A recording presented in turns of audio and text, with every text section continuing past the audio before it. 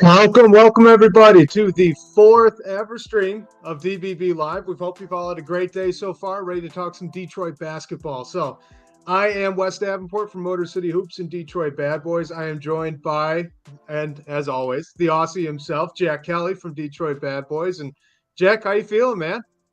I'm good, man. I'm good. I'm happy to be here. It's a bit of a mad dash to make it in time. It's 10 a.m. here, so had a few things come up, but I made it just in time. So excited to talk hoops.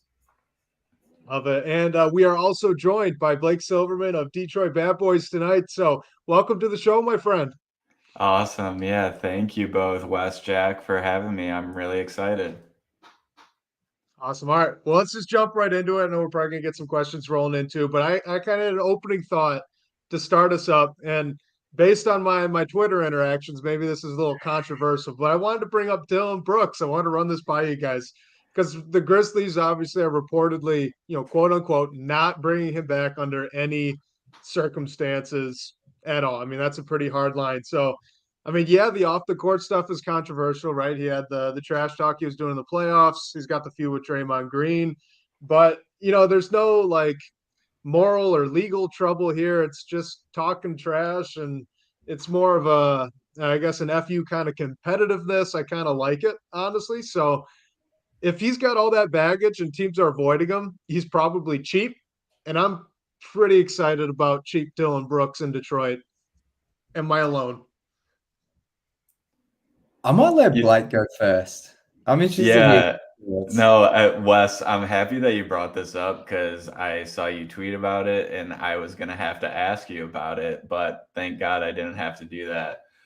I mean, I don't hate it as much as some people do. I do not think he'll end up in Detroit. Honestly, I think that any team that is in more of like a win now situation would frankly be dumb to look past a guy like him who can help on the defensive end of the ball.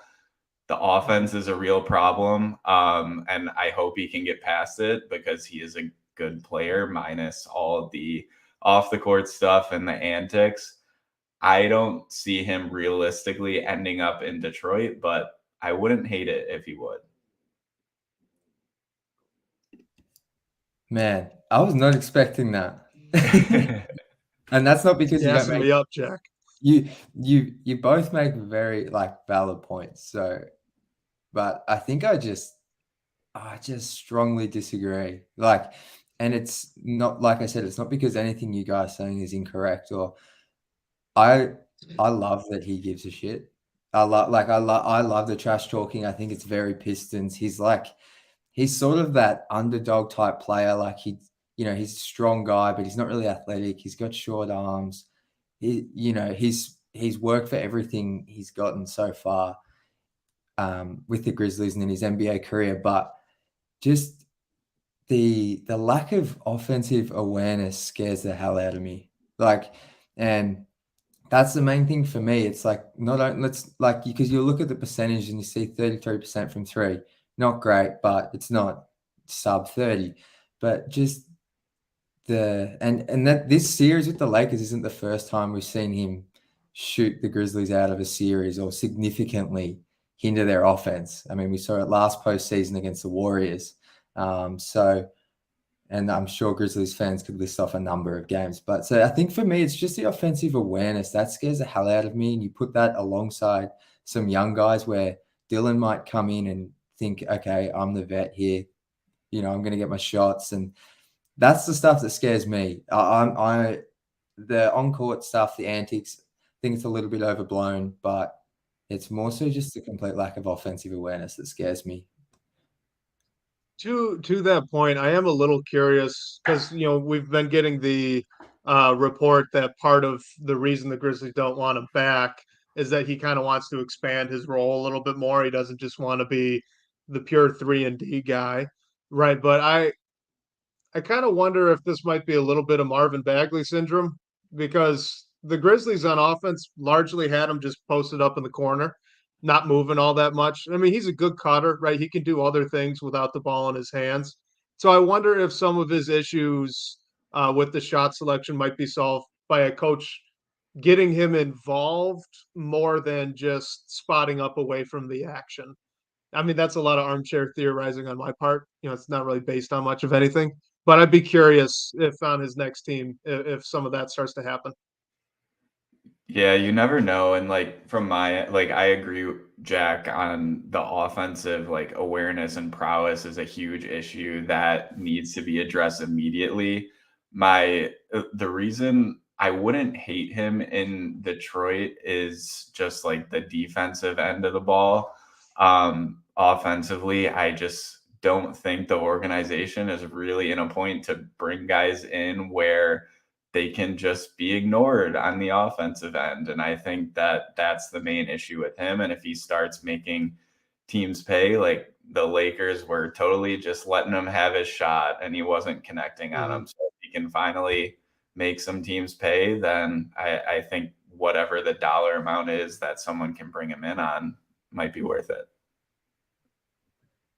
For sure. And like, as I said, like the defensive stuff, like this team desperately needs defenders, especially on the wing. So I see that side of things. I just, not to go over my points again, but like, and even with what Wes said, like, I'm not sure with what we've seen, like, I would like to see Dillon Brooks more involved on offense. I'm not sure he has much more to offer on offense as someone who can sort of attack off a closeout or get to the rim. But yeah, I don't mind the theories and thinking behind it. I just don't think. I think Blake, you said it as well. I just don't think this team's in a position to bring in a player like Dillon Brooks. So that's my thoughts. That's all fair. It had been really entertaining for me on Twitter because obviously I tweet out that I'd be kind of open to the idea, and all of a sudden I'm the super pro Dillon Brooks guy, and that's not at all what I said. Right? I was talking about him on like a cheap contract if no one's really going to make a move for him. If you could get him on a good deal and bring him off the bench, I'm all for it. I wasn't out here saying we need to overpay him to go be our starting three, but that's kind of what the reaction felt like. Well, I think the thing is, like, Dillon Brooks is like one of those divisive players. I'm trying to think of another example, but there's plenty like Russell Westbrook. As soon as you mention his name, like 80% of social media say, nah, trash. They don't even want to hear any of the nuance potentially behind your argument, like even if it is valid. Like there's certain players, as soon as they come up, you will get there's no discussion. It's just yes or no. And with players like Westbrook and Brooks, it's just, it's an automatic. I don't know. All I heard is Wes might want to build around Dillon Brooks in Detroit.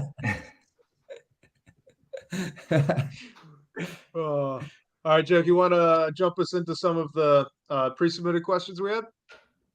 For sure. So we had a question from the DBB comments from Charles Pick 59. What could we hypothetically get for Bojan and the 31st pick?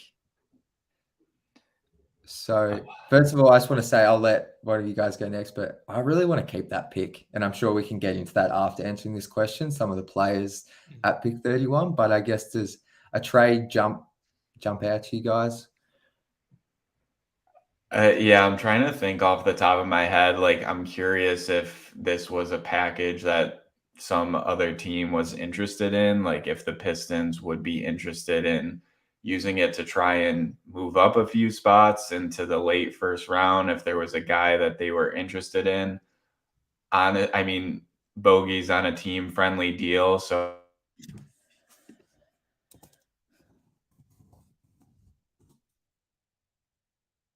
trying to move up into the draft if they could somewhere, if they were targeting a player within like the mid, more likely late first round.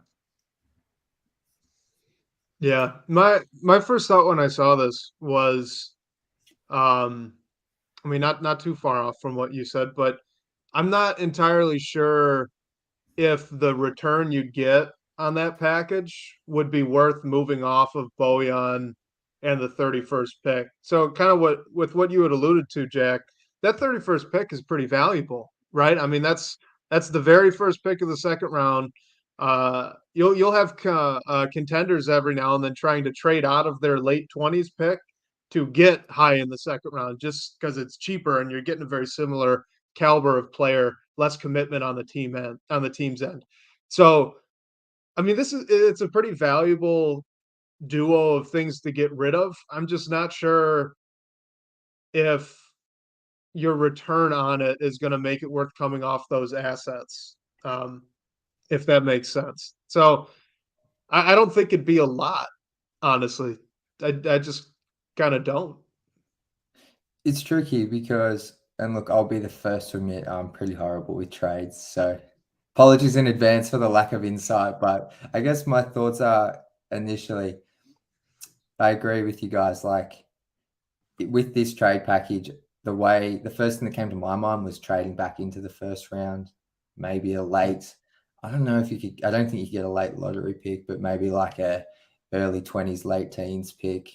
But Boyan's salary, whilst it is team friendly, it's still 2 years, 40 million remaining. So you would have to be taking some salary back, which honestly, no players jump off the page to me in that salary bracket. But yeah, I guess I sort of really want to keep Boyan. I know people probably disagree with me. I just think with what this team's intentions are for next season, I feel like you need veterans. And I'm not saying flood the rotation with 5-6 veterans, but Alec Burks and Boyan Bogdanovic, I think, are going to be crucial to floor spacing for our young bigs and guards. Just even some veteran guidance for whatever wings we do bring into the team. So yeah, I'm pretty pro Boyan for next season. So sort of gone on a tangent here, but I sort of like keeping, like if you're only going to get pick 20, and this is actually probably a question for you, Blake, because I've heard just from some draft people I've spoken to after the lottery, potentially even in the late lottery, like this draft is wide open. So what sort of is the difference in value you're going to get from say pick 22 and pick 31? Like, is there a massive variance? So yeah, and like when this question was asked, the first thing that I thought was maybe the Pistons would only trade this package if they wanted to get up to 20, 21, 22, if they were targeting a specific player that's sort of like after not expecting to go in the lottery. Because yeah, what I've been seeing and reading and thinking is really the top 20, maybe 25 guys are a little, I mean, the order in which they go will probably be shaken up a bit, but after that, like 20 to 25 range, a bunch of stuff is up in the air. So maybe there's a guy that the organization really process and really wants to move up to make sure they get, or hopefully they can send smoke screens to get their guy at 31. Yeah, for sure. Yeah. Sorry, you go, Wes. Well, I was just gonna add that I've read, and I mean, I haven't done a lot of digging into the later half of the first round, early second, but it does seem like there's a little bit of consensus that maybe the guys, maybe 20, 25-ish range to about that 40 range are pretty similar in value and in terms of the type of player that they could become one day, similar shots that you could be taking. So, maybe that's the other angle of this is giving up Bojan in addition to that 31st pick. Is it worth moving up within that same bracket of player? Like you'd have to be really convinced that the guy you're getting at 21 is significantly better than the guy you could get at 31 when a lot of the consensus seems like, hey, those might be pretty equivalent. Yeah, for sure. It's and yeah, I guess what are your guys' thoughts just on Boyan for next season? Because I feel like as well that's pretty some people want him gone for a higher pick, but there's people like me, I guess, who see value in keeping him around. Yeah, I'm with you, Jack. Honestly, I'm a Bojan fan. I mean, like before they shut him down last season, the way he can score at will and just shoot the ball, you can't replace easily. I mean, I think that's big for this team. Like 3-point shooting has been a struggle, and he definitely helped that. So personally, I agree with you. I don't really think they should rush to get rid of him unless they have like a really heavy return package coming back that they see value in moving forward, since of course his age is his minus, I guess you could say. Yeah, absolutely. I mean, Bojan's a guy that put up an efficient, like, what was it, 22 points, 21 points last season. I mean, his numbers were pretty ridiculous, and the way that he was getting it too. Like, if you look back in his career in the previous seasons, he's doing a lot of spot up, very minimal off the ball stuff. And then he gets to Detroit, and Cade goes down, right? And now he's your primary go get a bucket guy, and his percentages didn't waver at all. So the fact that he has that ability, when next season you're looking at having, two at least very young guards and Cade and Ivy that are going to be tasked with initiating the offense and trying to get a lot of people involved.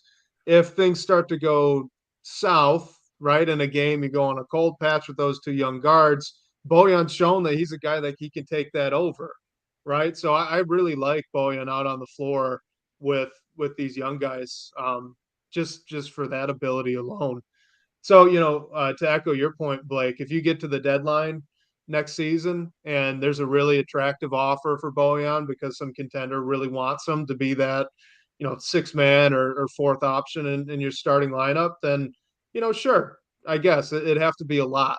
But right now, I'd rather just hold on to him, especially with the potential of adding another guard in the draft.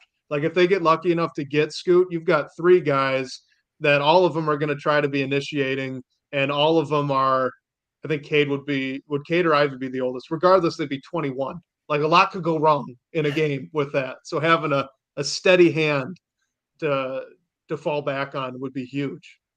And all of those guys need space to attack. And Yes. I don't even know if we want to get into the too big argument, but the people who are against the two bigs argument is like the lack of space it has for players like Cade and Ivy. So, and the way Bojan shoots the ball, like I've said it numerous times, like I've never seen, like in my, I think I've been a fan for just over 10 or 11 years, whatever it is. It's like, this team has never had someone who can shoot the ball like this. Like, he is literally a top 5 shooter in the league in terms of the degree of difficulty, the percentages, and you mix everything in. It's like, this guy is like, yes, he's got defensive woes, and he was miscast in a bit of a expanded role this season with the injuries, but you'd want to be getting back a decent wing or someone who can help space the floor for these young guys. Because that's the other thing. When you look at the free agency market, and plenty can change, we're still in May, where we're a couple of months away from free agency still, but Cam Johnson would be nice, but we spoke about this a couple of weeks ago with Sean Corp. Like, Cam Johnson and Jeremy Grant, it just doesn't seem to, I just don't see it happening. Like, it could certainly, but just with the team situations they're in, and then the restricted free agency with Cam, it seems highly unlikely. So unless someone like that pops up, I just think you hold on to Bojan. Agree. And I mean, do you mean to tell me that Jody Meeks was not a fantastic shooter back in the day? Well, I was really hyped for Jody Meeks. He was Stan Van Gundy's first major signing. I still remember it with the mid-level, or it was like $8 million, and he just never played because he was injured. But sorry for the Jody Meeks stuff. No, you're good. You're good. I was just gonna say, like, on Cam Johnson, I think he's gonna command like a large number when he does hit the open market, and I don't really see Troy comfortable giving that to him. I mean, maybe, but I just don't see that happening either. Yeah, for sure. And I mean, for Brooklyn, I guess, can you do a sign and trade with restricted free agency? Yes, you can. Okay, so I guess that could pave the way, but I was going to say I can't see Brooklyn sort of just letting him go in restricted free agency to add on top of that. Absolutely. But We've got a question here from our guy, Pistons Turkey.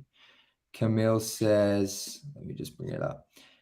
How would you use Scoot, Kate, and Ivy in a scenario where we select Scoot? Do you play with all three together, or does one come off the bench? Blake, I'll let you go first. Yeah, I mean, to be honest, I feel like I haven't really thought about that much. I feel like my thought process has been if the Pistons get the second pick and Scoot's the guy, I'm just thinking draft Scoot and figure it out, whether that means starting Kate and Ivy, bringing Scoot off the bench for the first 20 games, first half of his rookie season, whatever it might be. I mean, I think where the team is right now, you definitely want to try to see all three on the floor together just to give them some minutes, see what that looks like, if it's going to work. So immediately, I think I would try a bunch of different combinations, Kate Scoot, Kate Ivy, Ivy Scoot, and see how it works and see if one guy is bringing just some energy to the second unit where that's a better role. So yeah, I think it would be a lot of trial and error if Scoot ends up in Detroit. So I have done a lot more thinking on this than I'd like to admit for the Pistons, still not knowing where they're going to draft. And the answer is both exciting and a little concerning at the same time, at least from my perspective. So I think on offense, it would be incredibly fun. I mean, you'd look at teams like Miami, you'd look at teams like OKC with how they handled multiple ball handlers. I mean, the Miami Heat have Jimmy Butler routinely setting screens high so that he could start operating in the short roll, and he's killer in that, right? He's ridiculous. And then you look at OKC with SGA, Giddey, Williams, all three of these guys together. Their coaches are creative enough to make it work, and you can get all of the ball handlers initiating at the same time. So offensively, if you trot out those three guys together, I think it would be a heck of a lot of fun to watch. Defensively, I am very afraid of Cade guarding wings. I can't really quantify that because I know he's bigger, but I worry that you're taking away some of the advantage he has. He's not necessarily a plus defender at the guard spot right now, but he does use his length really well, and he's taller than a lot of the guys he's guarding. He's a really high IQ player, right? You put him on a taller wing, that little advantage that he's leveraged quite a bit over his first 2 years, it goes away. So that's why I say it's concerning and it's exciting because on offense, I feel like you could trot out, Cade, Scoot, Ivy, Bojan, and Duran, and you'd be putting up numbers on offense. It'd flow. It'd be incredible to watch. But if Cade can't hold up on the wing and you can't have, I mean, Scoot's a pit bull. I know at the G League they've had him guard wings before, not for long stretches, but he seems to have held up fairly well. I'm not saying expect that, but maybe.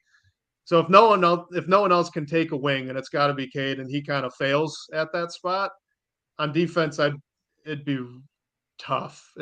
You might be giving up as much as you're scoring. So yes and no is the short answer.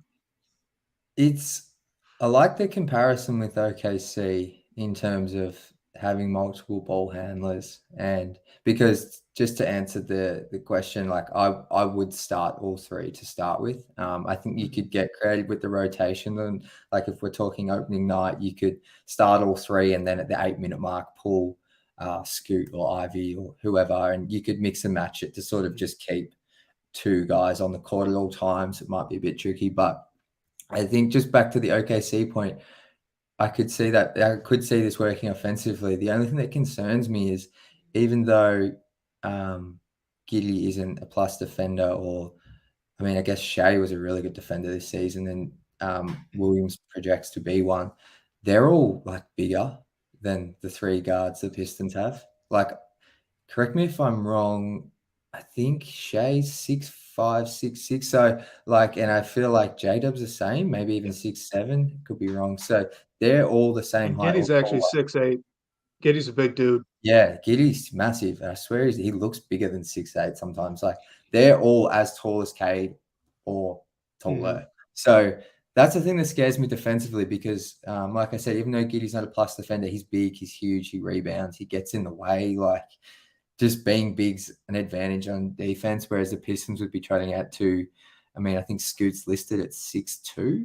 I'm not sure if that's in shoes or what, but then you have Ivy who's 6'4", 6'5", Cade's a 6'6". So that lack of size scares me a bit because I don't mind having, sometimes I think we get a bit obsessed with size and wingspans and all that sort of stuff. But I just think there's a lack of height there. So the defensive side does scare me, but offensively, like, be fun as hell. Like, this is why I'm really high on Amen Thompson because I just want as many ball hand. Like, I just want guys who can create, attack closeouts, creating the pick and roll, like just make the defense's life as hard as possible.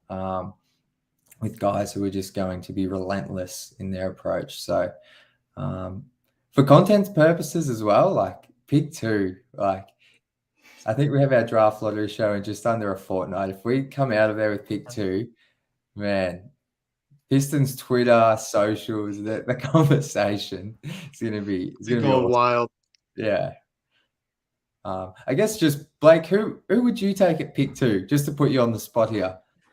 Man, yeah, even just going back to this question, I think my mindset for forever, and I'm still holding to it, is if you get number 2, you have to pick Scoot and figure it out. Like, I know Brandon Miller is, pushing up the draft boards, and a lot of people across the league are debating him between Scoot. I don't know. There's just, if I was Troy Weaver, I would not be able to pass on Scoot Henderson if I was with that pick.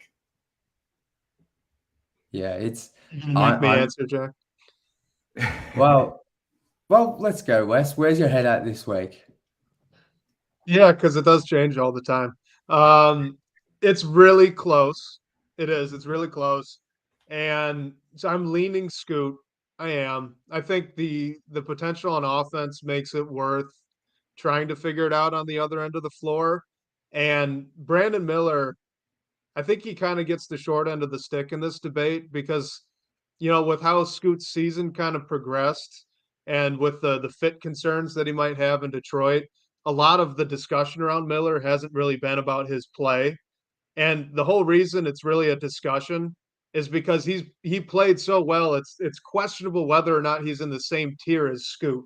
It's not that Scoot came down. It's that Miller's been just trying to break through the ceiling to get up in the same spot. Right. And if they're in the same tier, then now fit's a question. Now you can decide on fit if they're in the same tier of player. But with Miller, the fact that he's not an incredible athlete, and he's got really mobile hips, and I think he can add some strength. But just that athleticism part makes me hold off a little bit on putting him in the same spot, as well as the ball handling. I think it's going to come, but I don't think it'll come right away. So I would be leaning Scoot just because I think it's close, but he's probably the better player at this point. Yeah, and I think I'm not sure if we've discussed this actually on the show, Wes, but I really enjoyed when we were talking sort of offline your theory on the best player available, that because I'm very adamant on best player available, but you made some really good points about sort of the team context and that it's not as simple as just best player available or selecting for fit. So with where the Pistons are at, yes, Scoot's technically, like, there's really valid arguments for either of these guys. And I guess, sorry, just to bring you back in here, Blake, do you have Brandon Miller at 3 on your board right now, or where are you at? Definitely. And I would say I have him and Scoot like pretty close together. I do just think there's something about Scoot where there's not a player like that in the draft every year. And I would love to take a guy like that and maybe address the wing in via trade or in free agency. I would love to have Brandon Miller on the Pistons. I think either would be great. I just think the explosiveness, the scoring ability, and everything that Scoot brings is hard to pass up on. Yeah, for sure. Yeah, well, I still have Amen Thompson as 3A and Brandon Miller as 3B. Okay. But High on Amen. I love him. I'm blinded by I just there's something about him, just the level of athlete, the playmaking potential, the defensive potential. He's just the most fast twitch athlete. Like, yeah, I know I'm in the minority here, and I'm probably going to be wrong. Brandon Miller probably exceed him, but yeah, when that's what I say 3A, 3B, it's so close to me, and I still could change my mind. But I'm really high on him, man, and I think I'm in the minority, but I'm going to stick with it. Jack, how do you feel about Asar then? Asar, I do like Asar. But I don't necessarily have him fifth. I think I'm a big Juris Walker fan. But so I have a little bit lower. I don't think he's just a notch below a touch with his athleticism. The jump shot does look a lot more sound from a form and technicality point of view. But I think just immense playmaking. Like, I still think this team. I've brought this up on here before. Sam Vecini said it on his game theory pod a few weeks back. Like, Detroit is still one of the most unathletic rosters in the league. They have some really quality players, but this team just still needs like some juice. Like, it just needs a jolt. Like, Jaden Ivey, Jalen Duran were a great start, but I still just think that, and that's why, to jump back, I'm still so high on Amen and Scoot at 2 and 3s, because I just think, even though the fit's questionable, this team just needs more guys who can create off the bounce each possession and really motor the offense. Yeah, and I mean, just going back to Amen, like, he's very well could be the best athlete in this draft class, Victor and Scoot included. So if that's what the Pistons are looking for, like, I don't think anyone should be upset at adding him. I do like Asar. I love what he brings on like the defensive end of the floor. And I think like Amen's the better athlete, and like show really, there's no arguing that. I guess just more with Asar, I think I would hope maybe he could get there eventually, and just knowing what he would bring immediately defensively, I think he would be a great addition too. I float Amen anywhere between 4 and 6 depending on the day. I just can't, and Blake, maybe you can help out here. I can't weigh properly the OT. Some of the what limited tape I've been able to find, which admittedly is not a lot, which makes me really nervous, right? It's lackadaisical, for lack of a better word, in some cases. It's really odd. I don't know how to look at it. Yeah, it definitely is challenging. Like, there honestly isn't a lot to go off of. And I mean, I think the competition is definitely like it's hard to evaluate those guys spending time in those programs. I mean, for me, I guess I just wouldn't necessarily put someone who played at like in much higher competition, whether in the NCAA or in the G League or overseas, just because those guys chose to go to like the OTE program. I mean, I think spending that time playing with Kevin Ollie, who, I mean, we can talk about what he's gonna be, but no. Yeah, I think no, please don't talk about it. No, I just think like spending time in a program like that was specifically built to develop like these athletes, you can't really overlook that and knock these guys just because they're playing against players that maybe you don't know about. I think both the Thompson twins showed these things before they got to OTE. So I'm sort of giving them the benefit of the doubt there. I mean, I could definitely be very wrong, but I'm high on both of them. I really think teams might regret taking like a Cam Whitmore over a Thompson twin, for example. Don't say that too loud. Wes is a massive Cam Whitmore guy. Oh, I apologize. I do really like him. I've either got him. So I've got 3 guys, and they all float between 4 and 6, probably depending on how I'm feeling that day. And that'd be Amen, Cam Whitmore, and Anthony Black. And like I said, changes by the day. I have no idea how I'm going to end up rating them at the end of it all. Yeah, I should have went a little bit more down the board than Cam. I don't know why his name popped into my head.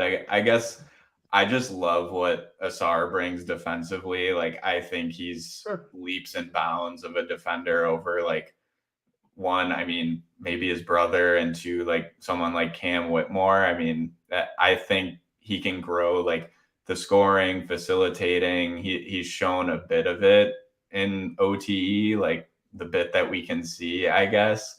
But yeah, I think that middle early lottery is like very fluid. Yeah, there's so many different ways you can go. Like and it'll be interesting. Like if Troy could somehow get back into that lottery, man, we were going to be in for a fun night. Like there's so many, but like even Anthony Black, like I don't think I have him as high as West, but we spoke about Josh Giddey earlier, and he's sort of like, that's sort of the shades of stuff I've seen thrown around with Anthony Black, and he just seems like the perfect connecting piece, like that I think would fit really well with this team and would be just that high IQ player that every winning team seems to have. Yeah, he might be the smartest player in the draft. Yeah, no, he might. And I was just going to say, for the same reasons that you really like Amen, Jack, is why I'm all in on Anthony Black. He's just a lesser athlete, Amen Thompson, in a lot of ways. They're very similar. Yeah, I think he probably has a better form on his shot, but he's also decidedly nowhere near the athlete that Amen is. So pick your poison. He actually, funnily enough, sort of shoots like Josh Giddey. I don't know. They have like a very set shot. Similar release. So, but I guess a guy here from, apologies if I pronounce this incorrect, but Jiao from Israel. What about Taylor Hendricks? Hopefully good. Oh, man, you're our draft expert, Blake. I don't know about that. Use that term loosely. But Taylor Hendricks is moving up boards. I don't know if he's gonna get as high to where like the floor would be that the Pistons would be taken. I mean, he's definitely impressed, which is a little strange because there wasn't much talk about him at the start of the season, and he really came on. So I mean, my thought process with those guys, and I mean, I definitely need to like dive a little bit deeper into his game, honestly. But if he's shown like that much improvement and made that many like draft analysts and scouts like come up that much higher on him, I don't think the improvement is stopping there. So maybe a team takes a swing on him in the first half of the lottery because they like his upside. For me right now, I don't think he sneaks near where the Pistons' floor of their first pick would be.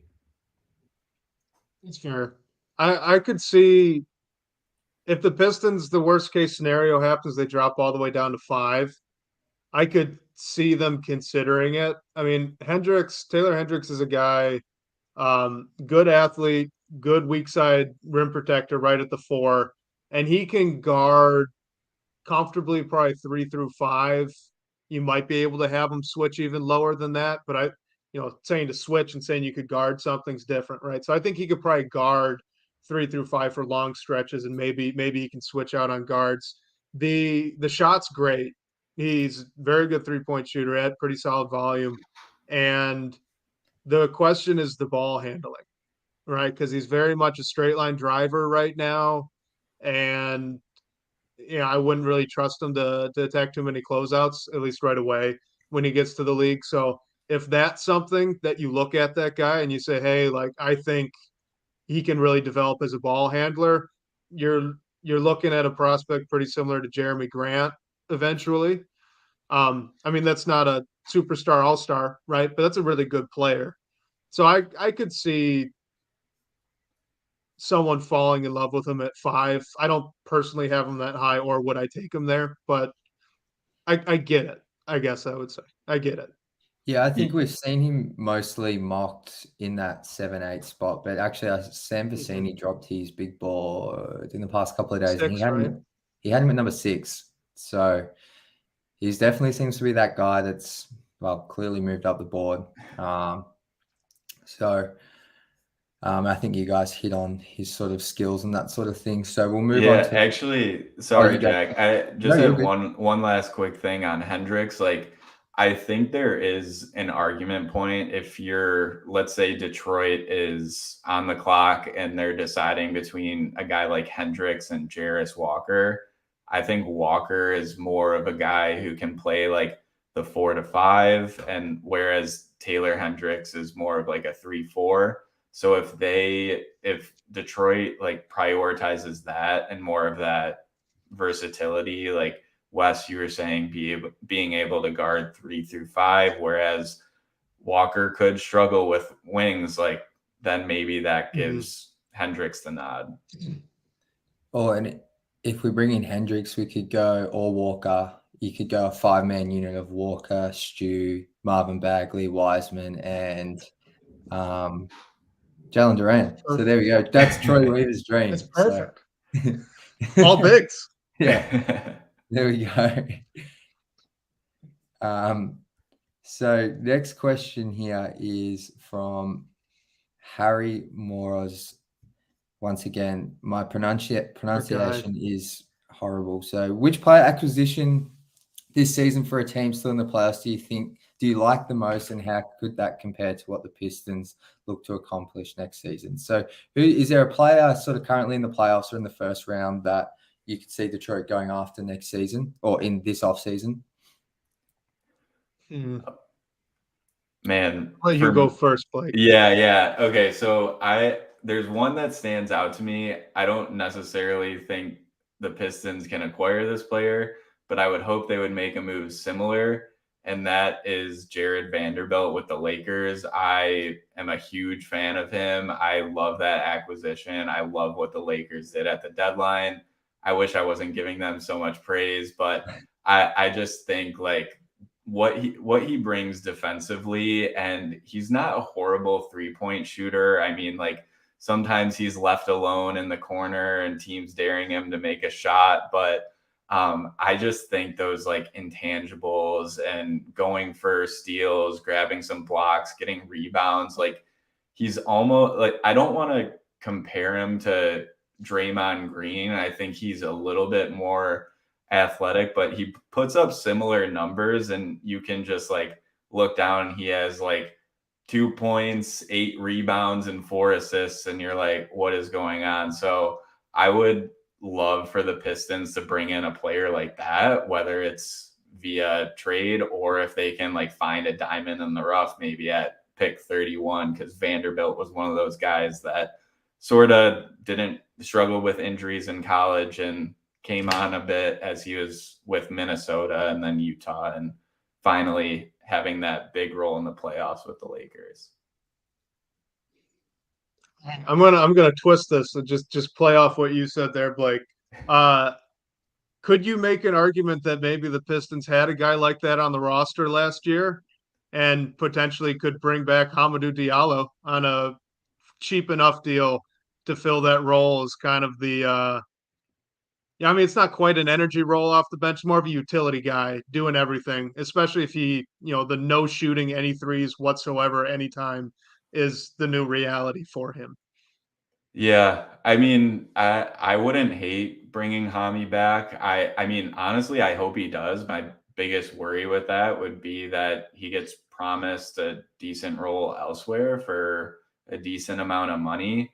I just don't know if Hami, like I love the little chase down steals he gets when hawking in the backcourt. I just don't know if he can ever get to the level of like defense that Jared Vanderbilt currently is. Like I'm super high on him. I think he's one of the best defenders in the league. Like maybe Hami could show some like improvements there and really like be that force off the bench, but yeah, like I don't see it. Lost the Yeah, off-ball IQ, right? That's Yeah. holding him back. He still gets lost so often. Yep.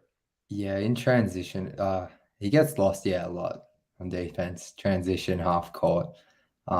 If he really tightened that up, like that's a seriously good player in Hami, because we saw this season, like once he just channeled all his offensive focus into cutting, just grabbing and going on like from defense to offense, like he was like, when you look at the net rating, like he was actually near the top for Detroit, and it just felt like the Pistons looked decent with him on offense, or as decent as they can without Cade Cunningham. So, but I think for me, a couple of guys and another former Piston would be, if you could somehow bring back Bruce Brown. I know it's highly unlikely because the Nuggets, the way they're playing at the moment, it looks like they're a surefire, at least Western Conference finalists. Maybe they're going to go all the way. So, but he's sort of that connecting piece in the backcourt, someone who can come off the bench. He's someone who I would expect his role now in the NBA is to be that 6th, 7th man type, maybe a starter eventually. But he's improved as a corner 3-point shooter. He can set screens. He's a great cutter. He just does all those little intangible things, sort of a little bit like different player, but Isaiah Livers is another player who does all those little intangible things at both ends of the floor. And that's sort of what Bruce Brown does. And I sort of touched on how I love guys who can create off the bounce, and with like Amen Thompson and Scoot and that sort of thing. You surround those guys with sort of like these guys who just know where to be on the court, provide spacing, and so I'd really love Bruce Brown. If I can't imagine it's going to happen, but he's a guy I've watched and kept an eye on for a long time. Obviously with the Nets, just even like when he was the screener and he was playing the 5, and he's really developed his floater. Like he's just a fun player. I would love to see Detroit somehow try and get back, although it seems like it's less than a 1% chance.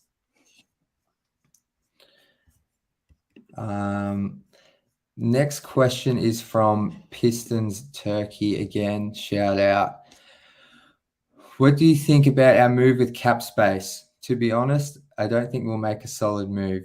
I think he's saying are we going to go over with a salary dump or something like that? So, yeah, I'm going to look up how much cap space Detroit have, but the free agency market isn't great this season, especially for unrestricted free agents. I know James Edwards III has continuously dropped nuggets about Jeremy Grant, but we discussed that on here a few weeks ago with Sean. It does seem unlikely, but I guess, yeah, is there any free agents you guys have off the top of your head?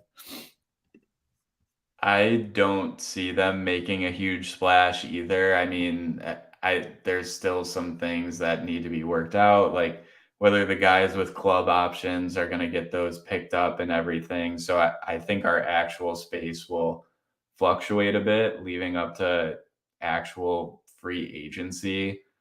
I don't think this is the year to make a huge play. Like, I think if I don't want to use like the Jalen Duren trade as like a blueprint every year, but I really do think that Troy Weaver could look at something like that again if there's a team looking to free up space to go after someone in free agency and they happen to be towards the end of the lottery or mid first round, like using that to go up and get one of his guys. I would see that as more of the avenue. I feel like taking on money that is going to end up being dead money is never fun, but it might bring some younger assets to the team. So if that's the way to get to it, I would think they would make it work. Yeah. And somehow we lost Jack, so I'm sure he'll be back pretty soon. So just to add on with you, I don't think it's all that likely either. But I think I want to go a different angle on it, right? So you look at the Pistons roster right now, the guys they have under contract, they've got Hayes, Cade, Burks, Ivy, Bojan, Duran, Stewart, Wiseman, Bagley, Livers. There's not a lot of rotation room right there, right? And not all those guys are going to play. I mean, maybe Hayes, maybe Livers, maybe Wiseman, they're out of the rotation next year. But no matter how you slice it, you're pretty much looking at 7 or 8 guys that are already on the roster and probably going to be getting minutes. Okay. So now you're looking at a high draft pick. You're going to add one more. They're going to play no matter where they get picked in the top 5. So now, best case scenario, you've got 2 slots open for guys that could come in and play right away. And the Pistons are already a bad team. That does not make for a very attractive free agent destination. So, yeah, you're probably not looking at them trying to throw money somewhere on the free agency market. I mean, even beyond that, it's not a good market, just that it probably doesn't make sense to do so roster wise. But, I know they seem like they want to compete next year, right? That all the messaging coming out is that they don't want to be this bad. They want to push for the play-in, which isn't necessarily conducive to a salary dump either.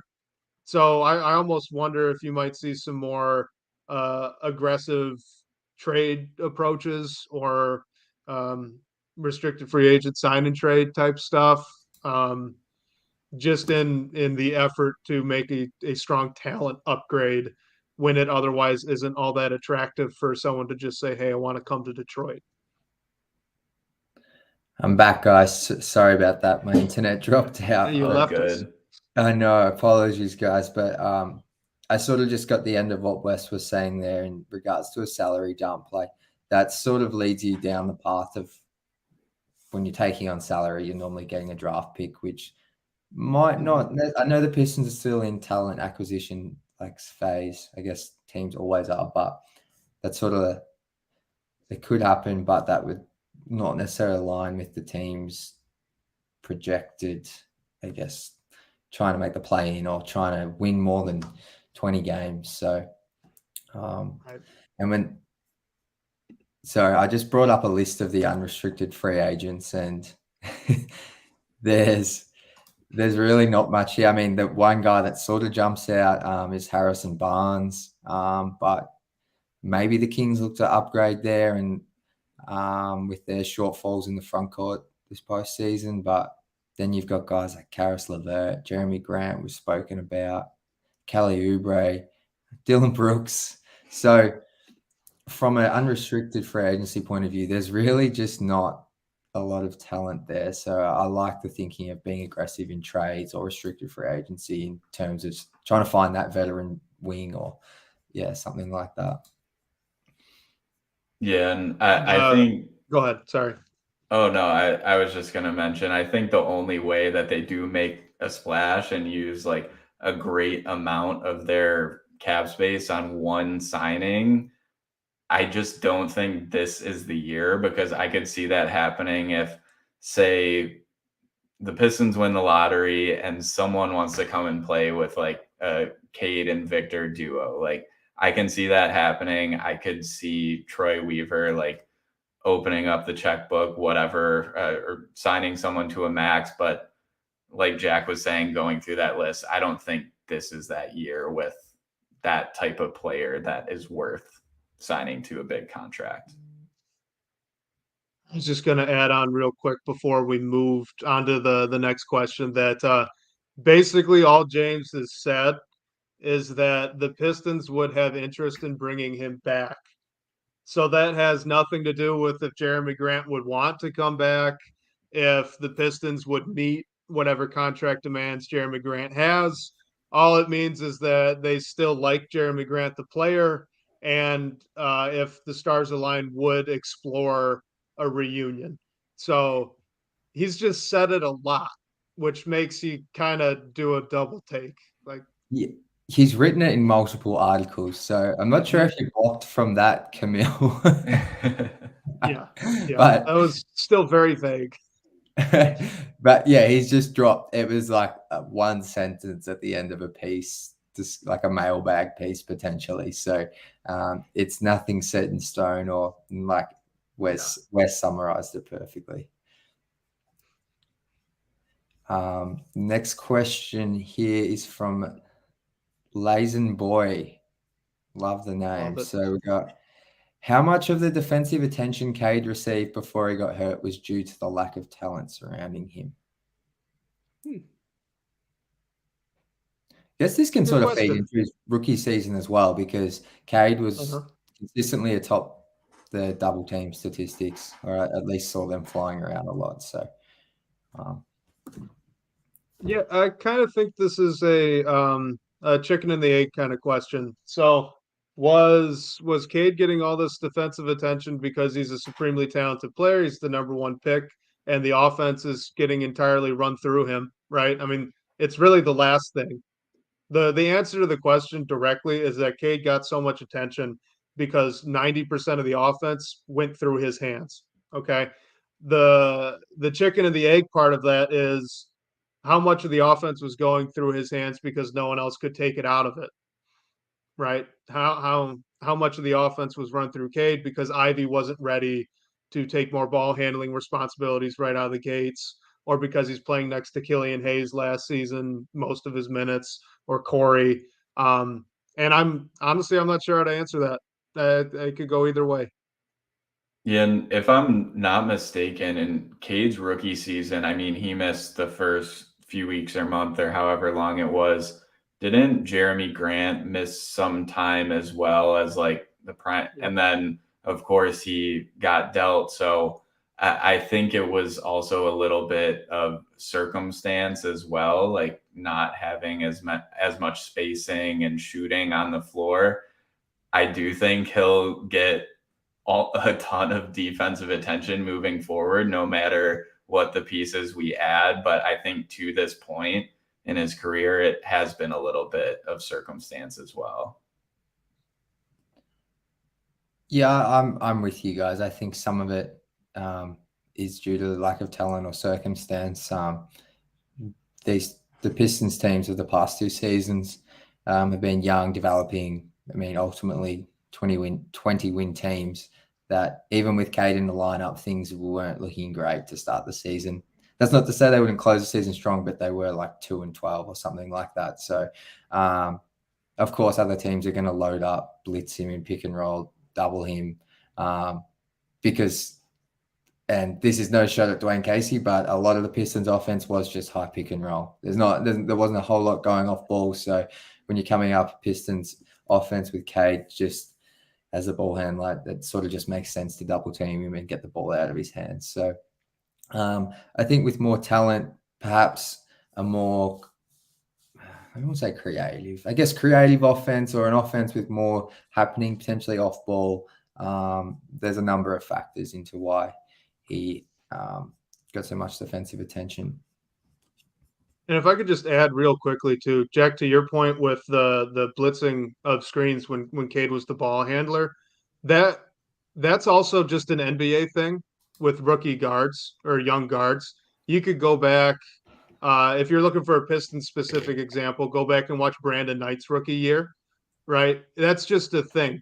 When a rookie point guard comes into the league and starts handling screens, the first thing that opposing coaches do is blitz him, try to trap him, get the ball out of his hands, make him panic, right? You also see an abnormal amount of backcourt pressure on young guards, and that's just the opposing coaches trying to test them a little bit. So part of it is kind of a natural defensive strategy that coaches use against young ball handlers. Yeah, I'll still never forget. This is an excellent point from you, Wes. I'll still never forget when Lonzo Ball debuted against the Clippers and Pat Bev was just, I can't remember if they were blitzing everything or that, but I just remember Pat Bev was full court pressure the whole game. And I think Lonzo, it was a pretty underwhelming debut. But yeah, I was a massive Lonzo fan, and he just got, Pat Bev was, he was a monster. I felt bad for that Lonzo that night. So that's an excellent point from you, Wes.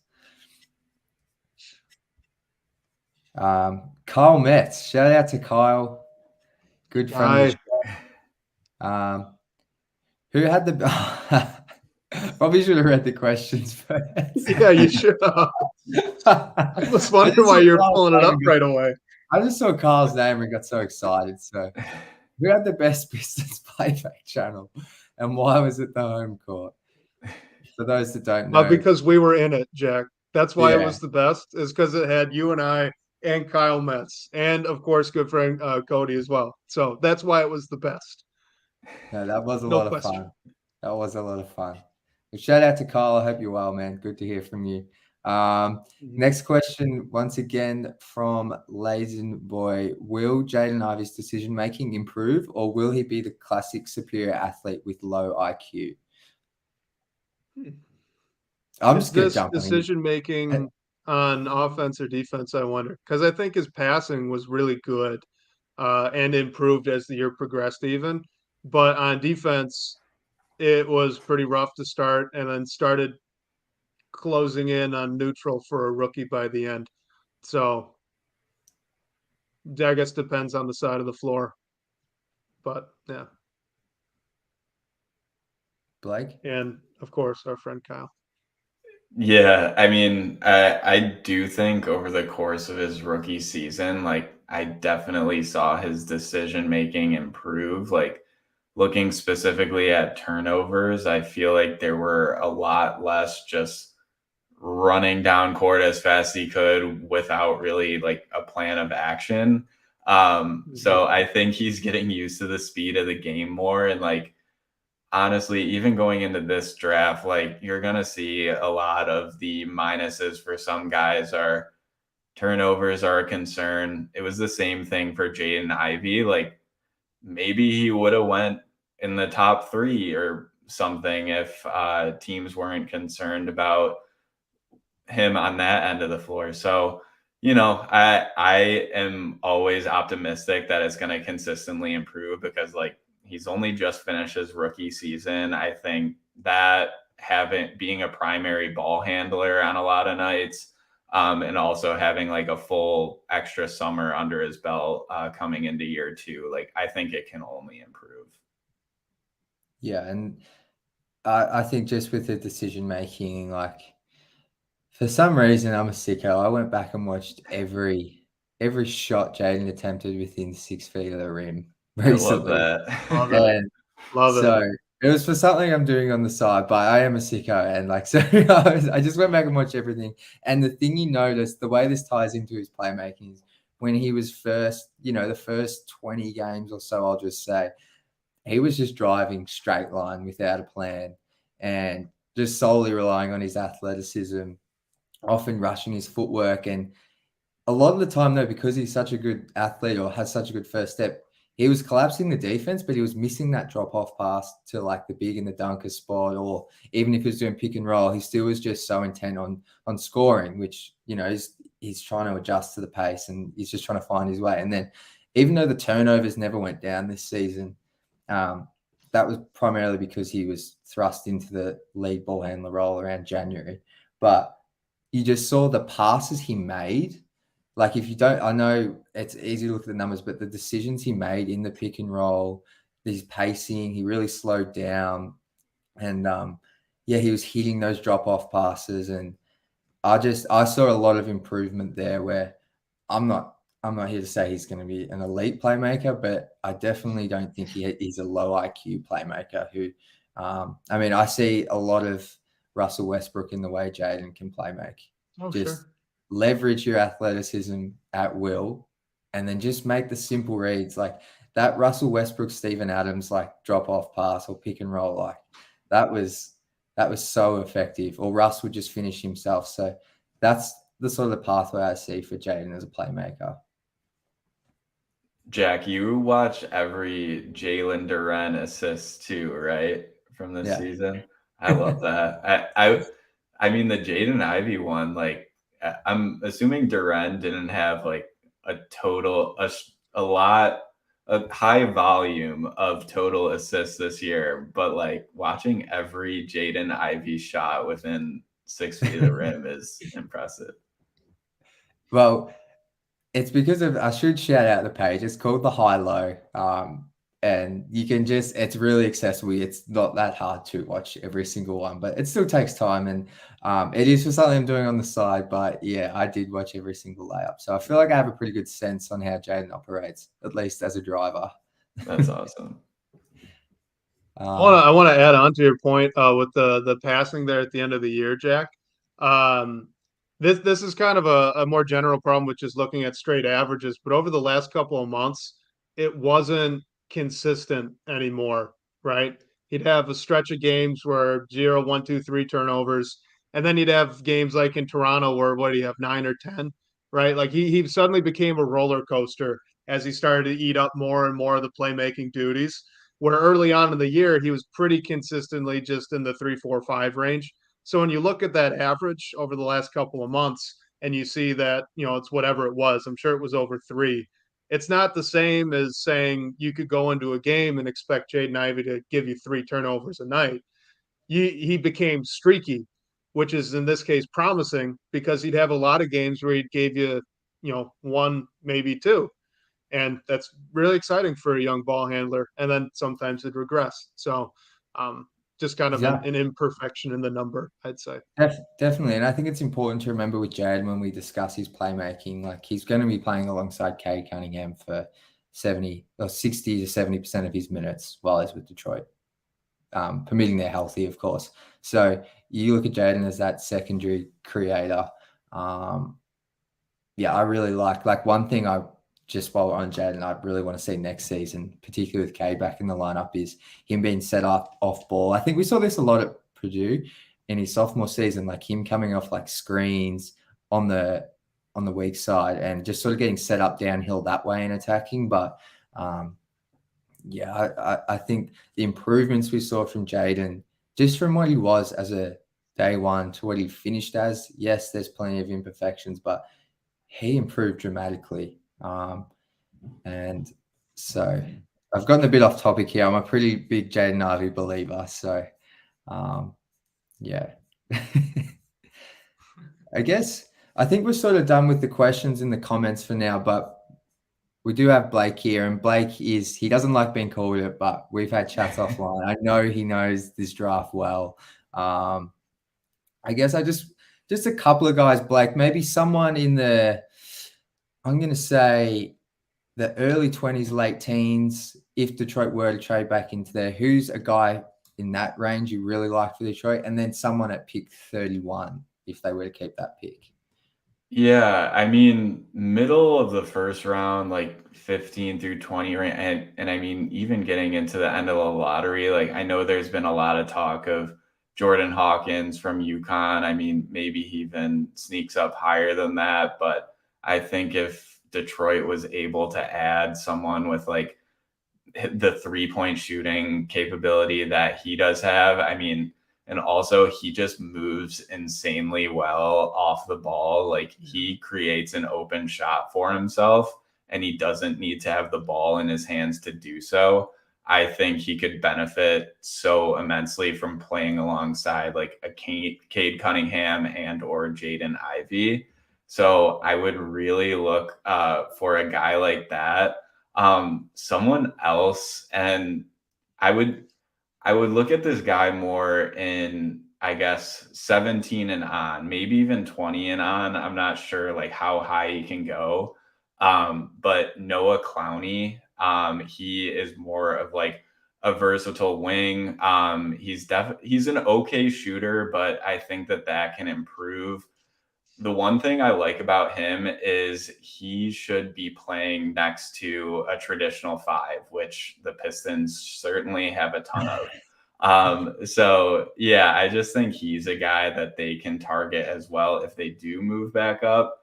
I think there is a little bit of Clowney being overshadowed thanks to like Brandon Miller and even some of the other like SEC prospects. So flying a little under the radar. So yeah, those are a couple guys that I would target in that range. And can I throw you? Oh, yeah, sorry. Go ahead, Jack. No, you go. You're good. Okay. I was going to throw you on the spot again, Blake, if it's all right. Cause I had I had three guys. Jack and I were trying to think Okay. of some sleepers, and three of them that I thought of kind of in the 20 range if they're there.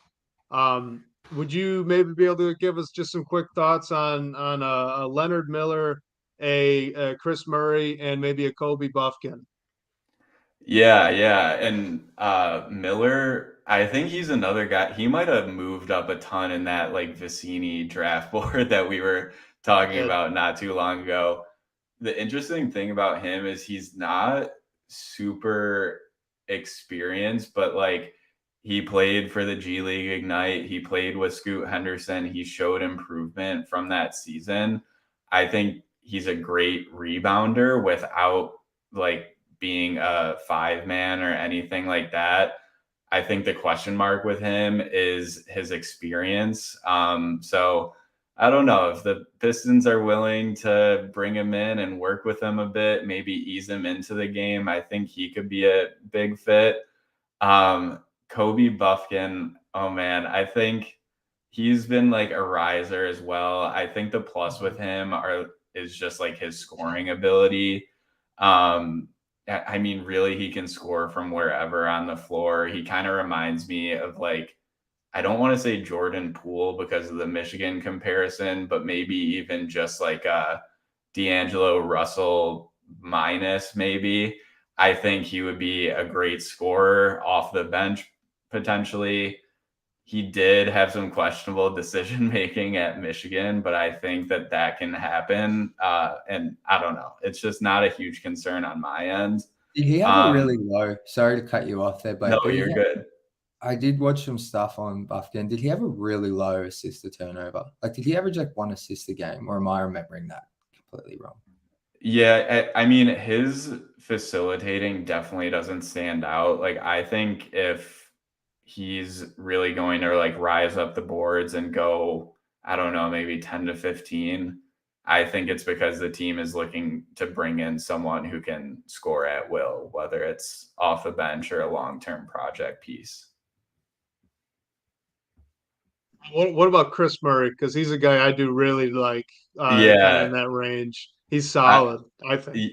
Yeah, I like him a lot too. And I mean, I love Keegan Murray. I know there was a ton of like discourse with that as well, but I think with Chris, like he I love how he like spent another year in Iowa sort of developing. I mean, you saw what Keegan has done in the role he played for the Kings this year. Was a bit shaky in the playoffs and then came on at the end. But I think whoever drafts Chris is getting another league ready guy who can play off the wing. I don't think he'll make an impact as much immediately as his brother did. But I mean, if he can find himself in the right situation, I think he can impact the game in numerous ways, whether it's from some rim protecting, perimeter defense, also just being that like spot up shooter who can score at will. I mean, I think he has some work to do finishing, but again, that's all something that he can work on in his first couple years in the league. So I would love it if the Pistons picked him as well. Leonard Miller intrigues me. Kobe Buffkin, I'm not sure if there's an immediate fit there, but I do think that he'll be a good player in the league as well. For I sure. have to make you say it with Chris because people are gonna assume it otherwise. But you have to say that he's not the same player as Keegan. Otherwise, he'd be looking in top five, right? He's not the ball handler Right. Keegan Murray was. So we got to Yeah. qualify that. Yep. Yeah. I mean, I think you're still just getting some similarities. Like, I didn't mean to compare them that much. It's hard when they literally look alike, but Identical. Oh my God. yeah, Last year's film was so confusing. yeah, it's very frustrating. But no, I mean, I think Chris will come in and maybe take a little bit longer to get used to the pro game, but I think he'll be a very efficient player as well. All right, last guy, and this is why I would be the worst scout / talent evaluator for a team, because I just fall in love with players immediately and completely. A guy and this is a well-known college player who I really like at 31's Julian Strawther from Gonzaga. Like, I've just been looking at the shooting splits. Like, this guy is just the strokes a little bit. I don't know if it has a hitch, but he shoots it a little bit low, maybe his release, but he shoots threes well when guarded, uncontested, can do a little bit off movement. He's like 6'7", I think. He's a really good rebounder for his position. Not much playmaking, but he'll be a wing in the NBA, I feel like. What's one area of his game I'm sort of intrigued to get your opinion on is on the defensive side. I admittedly haven't watched a lot of his defense, so I'd be interested to hear your thoughts on that end of the court. Blake. Yeah, I'm scared to say this because I don't want there to be any outrage, but he sort of does remind me of a Sadiq Bey. Yeah, I apologize. I really like that. Sorry to cut you off, but I think that's actually an awesome call. So, yeah. Yeah, and I mean, the reason I say that is he still has room to grow on the defensive end. I don't think he's a total like liability on that end of the floor by any means, but I think or really his like positives coming into the draft is like one, he's an older guy for his class, so he can come in and make an impact immediately. He made some really clutch shots at Gonzaga, so there's not really a concern that he's just going to come into the league and I guess go totally cold. I don't want to jinx the guy or anything like that. But yeah, I do think defensively there is room to grow. I think in the right situation, like maybe he's a guy who goes to a win now team that wants someone to come in off the bench and be another threat to make a shot. But hey, maybe he could be that guy for the Pistons coming off the bench and be like a bogey successor or something. For sure. I I'm do really have one more prospect to hit on after you're done, Jack. No, I'm done. I just really like Strawther. So. Okay. So I didn't mean to cut you off. No, so I was curious because you brought up kind of an obscure guy that you really like. I've got one too. And since we're interviewing you, Blake, I want to throw him your way. Okay. Trace Jackson Davis, Indiana. I like him a lot. I do. I know he can't really shoot. I like him a lot. I think he's a Okay. solid player. What's your read on him? That kind of surprises me. I mean, like I do like him too. I'm just not sure if I like with the Pistons. Like I see him sort of like what I was saying about Jarris Walker. I think he might be more of a 4 or 5 and maybe struggle a bit to guard like threes on the defensive end. And the question, like my only concern with his fit as a potential Piston would really be floor spacing, because I think he does need to play like alongside someone like Duran or Wiseman or whoever it might be. And also like some things I've seen with him is he's another guy that's like old for his draft class, so he can come in and like look really good off the bat. But yeah, I like what he brings. He's super athletic. I'm just like, I don't know. I just don't see him in Detroit. Fair enough. All right, last question here, guys. This one's from the DBB comments from Art Vanderlei 81. I think this is a good one to finish on as well. Who are your draft process darlings that you were sure were going to be stars but completely let you down? So who are your biggest draft misses?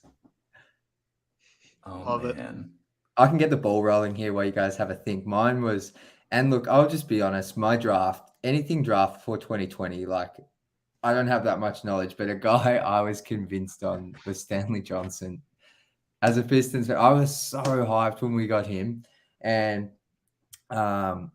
even his rookie season, I feel like he was solid his rookie season. Like, I really thought there was a player there, but we all know how that turned out. So Stanley would be one of the misses for me. Whenever he's playing, I'll still watch games. I think he was with the Spurs for bits and pieces this season. So I feel like Stanley was the first Pistons draft pick apart from Andre Drummond, who I really grew attached to. So yeah, it's Stanley Johnson for me. Yeah, I'm gonna give a similar one, sort of. I was, when you brought that up, I remember back to when the Pistons took Luke Kennard over Donovan Mitchell, and I loved it. Like, Luke Kennard was one of those guys that I would watch at Duke and just like see how he moves up the floor. Of course, like the shooting ability was there, and I was like, I don't know. Like, there's something about this guy that I think he's going to be really good in the NBA. And I mean, he's a super productive player. He's a lights out 3-point shooter, but of course he's no Donovan Mitchell. So I think it's more of like not a super like bust pick, but definitely one that we would like to have a do over on. I'll just back the bus up over myself twice here, because to your point there, Blake, I looked at Donovan Mitchell. This is a miss in the reverse way. I just thought he was Avery Bradley all over again. I didn't want any piece of him. So I missed that real bad. I wanted John Collins that year though, so I at least have my hat to hang on that. But yeah, I missed real bad on Donovan Mitchell. My biggest Pistons miss though, and this is why I mentioned his name earlier. He was already in my head because of this question. Brandon Knight. I was all in on Brandon Knight. He had a great run with Kentucky. I think he had a couple like a few like buzzer beater game winners stuff, and he was so fast and athletic. I really thought he was going to be a good player, much better than Kemba or Jimmer. Missed big Better than time Jimmer. there. Well, yeah, better than Jimmer, that's for sure. Those are the two questions, right? Yeah. Who do we take, Jimmer, Kemba, or Brandon Knight? Yeah, and I mean, I'm thinking way back now. Like, I remember when I was little, I will not take that I missed on this because I was maybe like 6 or 7 years old, but I remember being so excited when the Pistons drafted Mateen Cleaves. Like, I'm a Michigan State guy, so I was just like, this is the best thing ever. And yeah, his career didn't turn out to be what I thought it would, but it was exciting as a Michigan State Pistons fan as a little kid. Can all the Sekou Doumbouya fans stand up right now? I am Sekou. I loved Sekou. Oh yeah, I was guilty too. I liked him as a pick. Same. That stretch in January of 2020, I'll never forget it. I still go back each off season and watch it, like watch games or watch highlights. It started in the LA. Actually, I'm not even going to get into this. I was going to go through. Start against Kawhi. You're correct, though. It did. Yeah, it started in LA against the Clippers. He had like a double-double, and then he put up like 14 against the Lakers, 16 against the Warriors, and then there's the dunk against the Cavs. And the last thing he ever did was one against Boston. 24 was a career high against the Celtics, and he was hitting like spin layups. It looks legit. Kevin O'Connor put out like a hype video from the Ringer, being like, "Is Sekou the next Siakam?" Yeah, big deal. And nothing happened. And now he's struggling away in the G League. I think he's with Texas, maybe, or a Dallas affiliate. But anyway, that's enough Sekou talk for today, at least. We've got the off season to look back on players. So, hey, Jack, can I give a couple names to keep an eye on for 31 before we log off? I think I might have ignored that part of your question. So, one guy that I am really excited about is Bilal Coulibaly, who to be honest, I had to like look up film to make sure I said his name right before tonight. But he is the one prospect that was on Victor Wembanyama's team. And he's just like a really long wing that I think if the Pistons are in a situation where even if they win the lottery, they get Victor, if they end up with Scoot Henderson, I think he'd be someone to keep an eye on at 31. He's super athletic. He can attack the rim. I mean, he's super young, so he does have those moments where he could look a little lost out there, but I think he could fit well with what the Pistons are doing. And the other one I wanted to point out was Marcus Sasser from Houston. He is like a senior, and I think he can come in immediately and be like a bench point guard, whether it's in that third spot or coming in immediately in that second group. He's a super strong 3-point shooter, can be a little streaky, but overall he's a good scorer.